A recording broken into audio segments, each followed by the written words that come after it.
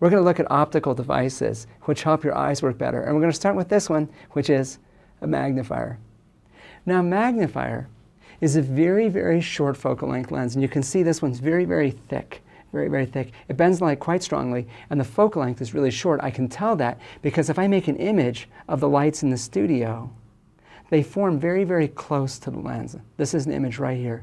And so this distance right here is approximately the focal length of the lens. Very, very short focal length. So I have a question about this lens. Tell me about the power of this lens. It's got a very, very small focal length. It's a converging lens. What does that tell you about the power? We'll give you some choices. Well, since this is a converging lens and has a very, very short focal length, that means it has a large positive power. And this lens has a power of about 10 diopters. It has a power of about 10 diopters. Very, very strong focusing lens indeed.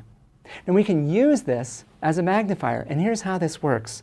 This eye model can make an image of this question mark. This question mark is here. The lens of the eye is here. The retina is right here.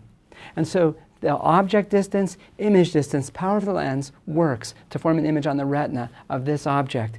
But this object, and we can see what this is some close-up arrows. They're crossed arrows with some nice hash marks on it, so I can tell if it's in a nice sharp focus, is too close. It's just too close to the lens to be in focus.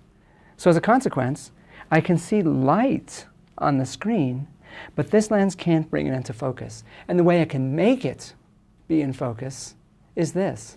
I can take a lens and put it in front of the eye, and the power of this lens adds to the power of this lens and brings it to focus in a shorter distance. And so if I take this lens and I put it in place, you can see I get a nice crisp image of this very close object on the screen.